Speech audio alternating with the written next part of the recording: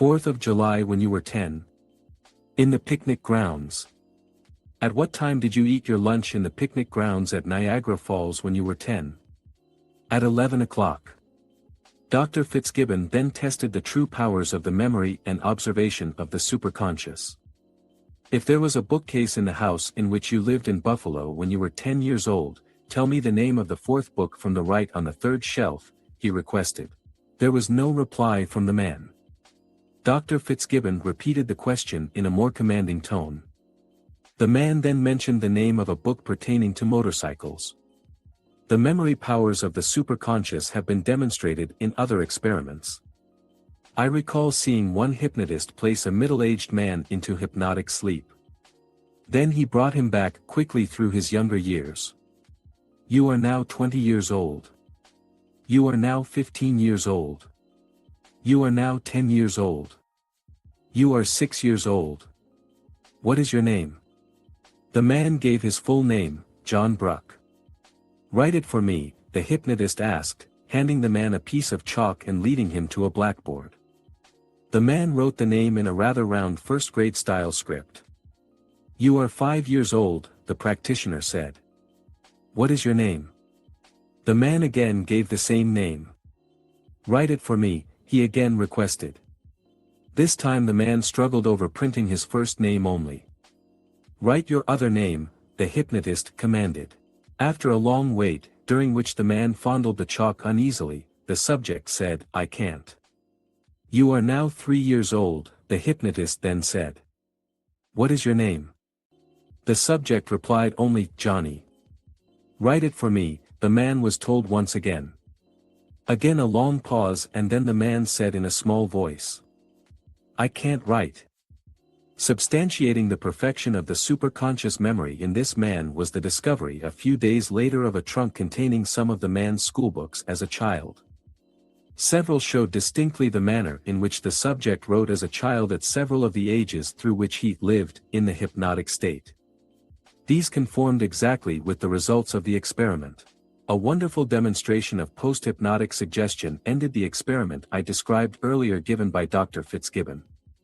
This experiment showed further just how great the power of suggestion is and how the superconscious can maintain control over us despite the actions of the conscious level of our mind. The 10 subjects on stage were told individually to do and say certain things after they awakened from their hypnotic sleep. Upon being brought back to the conscious level, each of the subjects was obviously unaware that any post-hypnotic suggestion had been implanted in their superconscious. Each, to the complete delight of the watching audience, did exactly as he or she had been told to do, the very word, the very act. The one woman among the subjects was told to leave the platform and then approached the hypnotist and asked him, Will you dance with me? Dr. Fitzgibbon then brought her out of the hypnotic sleep. She immediately left the platform. Then she walked over to Dr. Fitzgibbon and asked, Will you dance with me? One of the younger men in the group was told to go to a piano off stage and strike the E key 9 successive times. He was brought back to the conscious level and immediately did as he had been told to do while his superconscious was under the direction of Dr. Fitzgibbon. A more astounding exhibition of the post-hypnotic suggestion on the superconscious mind's ability to remember quickly and perfectly was tried with another man. Dr. Fitzgibbon told him that upon awakening, he would walk to the front of the platform, pick up a certain commercial product and repeat a fairly long and highly technical sales talk. Dr. Fitzgibbon read the sales talk to the hypnotized man, once, and then brought him back to the conscious level. The subject did precisely as he had been instructed and repeated word for word the technical terminology in the prepared talk used for sales promotion. The scientific knowledge that we have garnered from hypnosis proves without any question of doubt or argument 3 of the propositions of the working hypothesis. The superconscious is constantly amenable to control by the power of suggestion. The superconscious is endowed with a perfect memory. And the superconscious has absolute control of the functions and conditions of the body. Paracelsus believed that the discovery of magnetism had led him to the discovery of nature's hidden power. Little did he know it, but despite the fact he did not discover the hidden power of nature, he had discovered the hidden power of human nature. The most astonishing thing about the hidden power of human nature is that it can be controlled through the use of the superconscious. And the veritable miracles that the law of suggestion can influence on the superconscious of a human are not limited to the will of others. That power of suggestion, the utilization of nature's law of suggestion, is one that you yourself can use to work miracles for yourself. The things that can be wrought by the powers of the golden gift can be done by self-suggestion. The first proposition of the working hypothesis, the superconscious is constantly amenable to control by the power of suggestion, applies not only to the directions it receives from an outside source. That proposition applies just as strongly to the will of your own conscious mind in directing the superconscious. The power of self-suggestion, or autosuggestion, is most effective just before you go to sleep. It is then that the many inhibitions of your conscious awareness are least active. It is then that you are most receptive to the push you need to contact your superconscious and bring it into full play. Thousands of cases can be cited to illustrate the obvious fact that while a person is asleep, the mind beyond the conscious level, that is, the superconscious, is more vigilant than it appears to be during waking hours. A case in point was first published more than 75 years ago. Since that time, countless similar instances have been noted and the results of these published irrefutably. The only conclusion you can draw from these cases is the proof of the third proposition of the working hypothesis: the power of the superconscious to reason deductively from given premises to correct conclusions is practically perfect. The case I wish to tell you was published in 1881 in New World. Here is an exact transcript of that account. Jenny Lawson is a member of the second class in the 18th Street Grammar School. Friday last, a number of arithmetical examples were given out for solution, but 3 of them, in percentages, requiring long processes of division, resisted all Jenny's efforts to secure the correct answers. This circumstance seemed to distress the child, and after working through them again and again without success, she went home determined by persistent effort to find out where her error was, and she continued to strive until long after the rest of the family had retired. Towards midnight, her mother, who slept in an adjoining room, called to her daughter that she had better go to bed, lest she should be late in rising the next day. The girl at once retired and in a few moments was fast asleep. About an hour afterwards, Mrs. Lawson was again awakened by a sudden noise in her daughter's bedchamber, which was then in entire darkness. She called, but receiving no answer, arose to see what was the matter. Jenny was sitting at her desk, and had apparently just completed some work on her slate, the noise having been made by the falling of a ruler from the table to the floor. The girl was fast asleep. Mrs. Lawson did not wake her up at that time, and on the following day it was afternoon before the girl could be aroused from the deep sleep in which she seemed to be. Upon awakening, Jenny spoke of the problems, and expressed her intention of making a further trial of their solution. Upon getting the slate, she found them completely solved in her own hand, each line neatly ruled, and the figuring without the slightest error. At this she was greatly surprised. Her last knowledge of the puzzling examples was of leaving them unsolved on the night before. Of her performance in her sleep, she knew when she awoke absolutely nothing, and her mother, not having mentioned the incident, left her the more bewildered.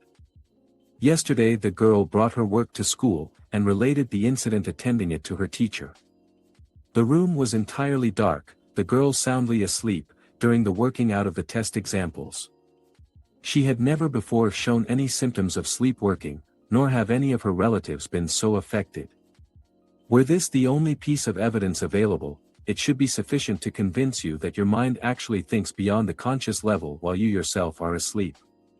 The working of the superconscious in the case of Jenny, who solved difficult arithmetic problems while asleep, is but one of so many that it is impossible to count them, let alone recount them.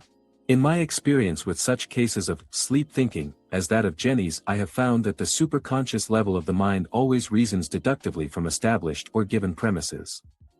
In a published newspaper account of an interview with Dr. Herman Baruch, famous psychologist, the scientist stated quite flatly that his more famous brother, Bernard Baruch, the millionaire advisor to presidents, has the ability to go to sleep thinking about some knotty problem and awaken with the correct answer to the question that perplexed him. Just how long it took for this great philanthropist to develop the faculty of self-suggestion and how much arduous effort and diligent practice it required to make full use of the power are unanswered questions. Baruch may have been led to the idea from the work done at the Coes Children's Clinic in Nancy, France. Their mothers are instructed to whisper constructive suggestions into the ears of their sleeping children. This whisper method was used successfully by a friend of mine who assisted his son in mastering a certain academic subject that the youth had previously failed. The night before the semester's final examination, the father sat beside the sleeping boy's bed and read aloud, over and over, that section of the studies that the boy had found too difficult to learn. The boy's father reported to me later that his son wrote a perfect paper the next day. Someday in the not-too-distant future there seems no doubt that school children will learn all their lessons in this manner. Homework will be cut to a minimum with all memorizing being eliminated by having the lessons played on phonograph records while they sleep. One manufacturer of school equipment has perfected a recording machine for this very purpose. It has been shown how a hypnotized state of mental susceptibility can be produced by lulling the conscious level of the mind into a drowsy reverie. In this state the superconscious level of the mind is highly amenable to suggestion. Upon getting into bed at night, you should assume a comfortable position, relax completely and thoroughly and close your eyes. In this way you can induce in yourself this state of receptivity on the superconscious level. Relaxation, while often thought to be a difficult thing to accomplish with thoroughness, is actually a simple process. It requires conscious effort. But without conscious effort, you cannot reach to the superconscious level of the mind. In a supine position, you must concentrate on each muscle one at a time in every part of the body. Starting at the feet, concentrate on easing the tenseness of the toes. When they are relaxed, ease the semi-rigidness of the muscles in the feet. Slowly move your thoughts upward in your body, relaxing each muscle as you pass it consciously. Your legs, your diaphragm, your arms, your chest, your neck, all loose and relaxed and ready for a state of self-induced hypnotic sleep. Now you are ready to introduce to yourself a state of superconscious receptivity. In this state you can deliberately introduce into your superconscious any desired idea.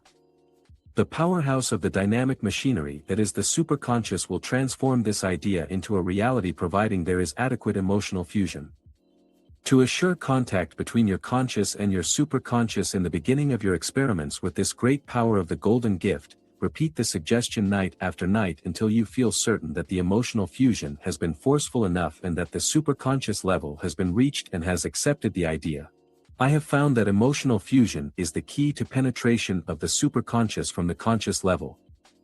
That is, the greater the degree of emotion attending the induced self-suggestion, the more certain will be the acceptance of the idea being introduced to the superconscious. There seems no doubt from experiences I have had and from experiences other people have reported that the intensity of emotion is the key to the catalytic action of the superconscious. Emotion? You ask. Yes, I reply emotion in the sense of transference and of agitation of the feelings. That is to say that a deep emotional force is built up to reach the superconscious level, whether consciously or not, through an intense feeling of desire. Wanting to achieve is necessary for achieving. Remember the words of Matthew 7:7, "Ask, and it shall be given you; seek, and ye shall find; knock, and it shall be opened unto you." A desire to accomplish must be deep within you before you can begin to scratch the surface of success. The desire to utilize the great benefits of the golden gift must be effectively transferred to the superconscious level of your mind. I stated a few paragraphs ago that the desire can either be conscious or unconscious. What we are trying to achieve, however, is conscious transference of ideas to the superconscious level. A classic example of how great this power of transference of desire can be is one in which the subject willed the desire to the superconscious level completely unconsciously. The example concerns the case of the miracle girl of Connersouth, Teresa Newman, who meditated on the crucifixion of Christ with a burning desire to share his sufferings on the cross. Teresa was born in 1898, the eldest of 10 children of a villager who was both tailor and farmer. She was a perfectly normal healthy child. As a child and young woman, she was quite indistinguishable from her companions in a strongly Roman Catholic village. She was industrious and obedient, it was said of her, chaste and possessed of good moral qualities, pious and adamant in her principles. In the spring of 1918, her spine was injured in a fire. Complete paralysis of her limbs and blindness eventually resulted. But suddenly, on May 17, 1923, the day of the beatification of Saint Teresa of the Child Jesus, to whom Teresa prayed much, she regained her eyesight. On September 30, 1925, the anniversary of the saint's death, she regained the use of her limbs. She was cured without outside aid of appendicitis in November, 1925, and of pneumonia in February, 1926. In 1926, on Thursday, March 5, to be specific, a wound opened under her heart and began to bleed profusely. The stigmata appeared for the first time while the young woman was in ecstasy. From that time on she suffered, on different occasions, every agony that it is recounted befell Christ from the time he started his passion until he died on the cross. The marks of nails appeared on her hands and feet. The imprint of a crown of thorns showed on her forehead. Her eyes bled. The following Sunday the stigmata started to shrink. But on the next Wednesday they became gradually more and more pronounced. On Friday they bled again while Teresa went through the agonies of the crucifixion. One of the features of the ecstasies which Teresa went through that puzzles most investigators is the language she used. Throughout most of her vision, she spoke in her village dialect. But when she seemed to be quoting directly the figures surrounding Christ, she lapsed into a language of which she had absolutely no knowledge. Language experts identified the tongue she spoke in quoting these persons in her vision as ancient Aramaic, the language spoken at the time of Christ. And, they pointed out, she clearly made use of small variations in the language as it was spoken at that very time. In the vision of the angels, she claimed to hear them cry out, Kadosh, Kadosh, Kadosh, this is Hebrew, not Aramaic, for holy. Holy, holy. She claimed to hear the apostles shout when Judas betrayed Christ, a sword-down devil of a fellow thief. Thief. A sword-down devil of a fellow.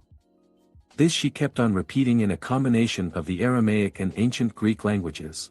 When Jesus was being flogged in her vision, she wept and was shaken by such convulsions that it seemed her frail body would collapse under the blows of the whip. When not in ecstasy, Teresa appeared to be perfectly normal mentally. She was not in the least a psychotic personality, as all who met her testify. Her health was of the best. It appears that there is no great difference between natural sleep and that state of sleep produced by suggestion, which is most often called a trance. In the trance state, the conscious level of the mind becomes as fully inactive as it does in natural sleep. When the conscious level is inactivated, the superconscious level can hold full sway over the processes of the body and mind.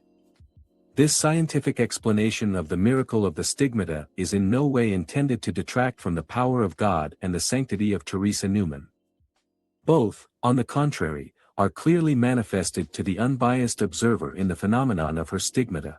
Nor do I intend to cast any reflection on the cloistered groups of devout women called stigmatists. These religious women, who for years have concentrated their thoughts on the life of Christ, have so completely focused their mental energies on his sufferings on the cross, and so vividly pictured his wounds in their mind's eye, that their emotional thinking actually changed the chemical and physical cellular structure of the tissues. This made nail marks appear in their hands and feet as well as the spear wound of the crucified Christ. These stigmatists devote their lives to emulating the life of Christ. They fix their conscious thoughts during long periods of meditation on the wounds of the hands, feet and side of Christ. They concentrate on these wounds so vividly on the conscious level of the mind that the mental picture of these very wounds is transmitted to the superconscious level of the mind. By the emotional fusion of these thoughts with the superconscious, these devout women are sometimes able to suggest to their superconscious the very wounds of Christ in their own bodies. The emotional fusion sometimes provides the catalytic action that has been known to manifest itself in reproducing these very markings on their own flesh. The action of the superconscious in these stigmatists is again convincing evidence of the fifth proposition of the working hypothesis: the superconscious has absolute control of the functions and conditions of the body. This is no different from that biological process of the sympathetic nervous system that is known as metabolism. What medicine has discovered about the human metabolic processes is ample proof of the powers that the superconscious of the golden gift can use for you. Let us suffice to say at this point that it is the metabolic processes of the body that replenish the blood cells when they are needed. This process of organic growth and repair is explained more fully later. You have just been given a peek at the wonders of the human body that are controlled by the superconscious. Having this knowledge should lead you naturally to the understanding of the powers that are about to be explained to you. Once you can use your own conscious powers to reach the superconscious level of your golden gift, you hold within your own hands virtual control of the power of longer, healthier life and greater, fuller happiness. In the chapters that follow, you will learn how your own metabolic processes can be speeded up by positive, emotional thinking. This is a form of concentration, exactly like prayer and meditation, which will lead you to the limits of producing phenomena you probably never believed possible of yourself. You now understand that you have within you the power to use the law of suggestion. You now know that you possess the great answer, the power to understand and utilize for your own welfare and for the great good of all mankind the powers that have been divinely granted to you as the golden gift. With the great answer you have opened to you the road that leads from your conscious to the superconscious. You have discovered the road that leads to using the superconscious, your own as well as that of others, for the greatest good. The infinite plan was not conceived for ill and evil. It was created for good. Thus, with constructive thinking, with positive planning, with purposive creating, you can utilize the golden gift's treasure house of the supersense. Helping yourself with suggestion. Autosuggestion is the secret to auto-conditioning. You have now learned, and used, the ability to reach your superconscious. The next step in helping yourself do whatever you desire is to plant the suggestion of this desire in your superconscious. 1. Before falling asleep, relax completely and open the passageway to your superconscious. 2. Now repeat to yourself a positive thought expressing a positive desire. 3. At first it may be best to repeat this thought over and over. It may be necessary to repeat it aloud. 4. As you acquire proficiency at reaching your superconscious, you will find that you can suggest to yourself any positive thought, silently and a single time. Chapter 4. Rediscovering your supersense. You have, perhaps often, used one of the greatest powers of your mind.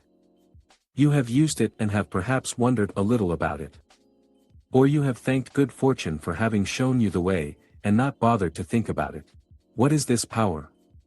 Why have you not used it more often? Can you now utilize it to its fullest extent?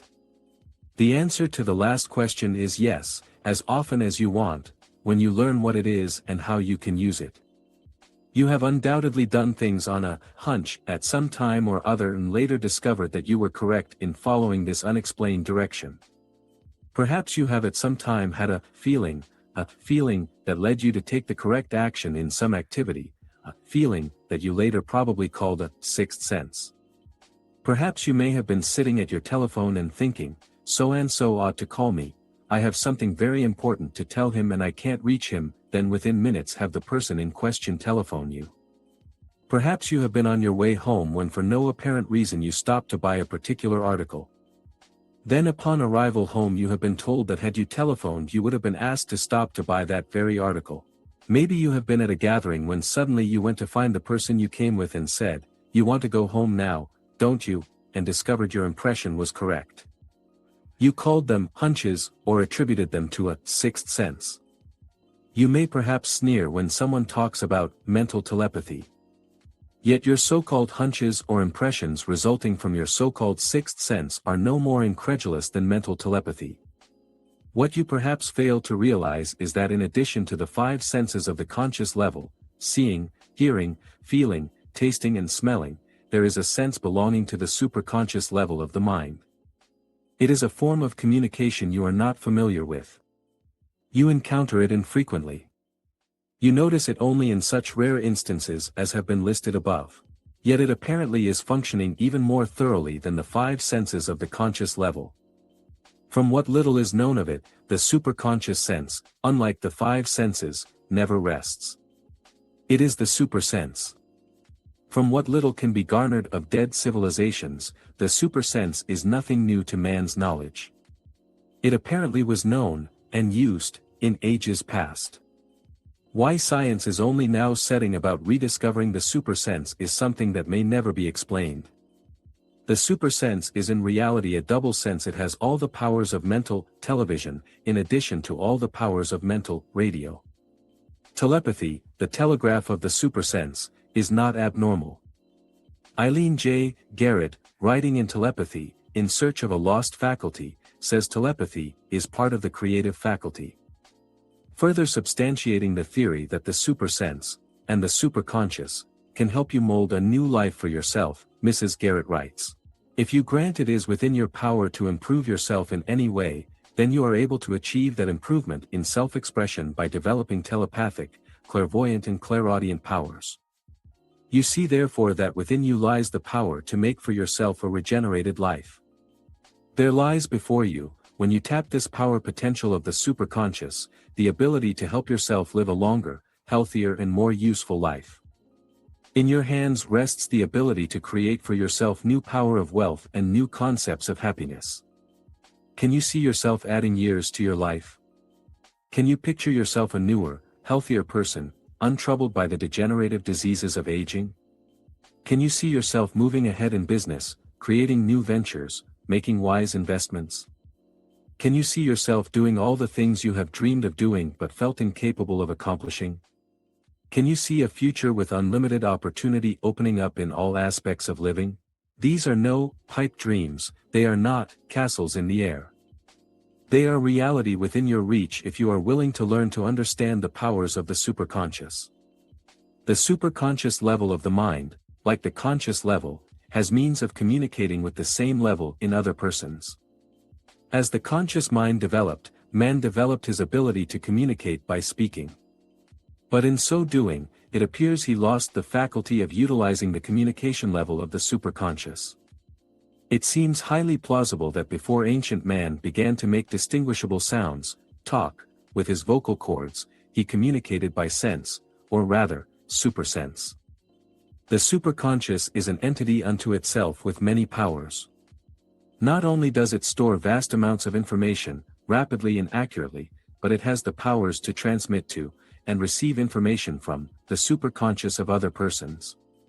Just how this works, no one has yet discovered. Whether the psychologist or the neurosurgeon will first come on the secret and supply mankind with the answer is a question to which only time can reply. It has long been known, however, that the electrochemical processes we call thought create vibrations. These thought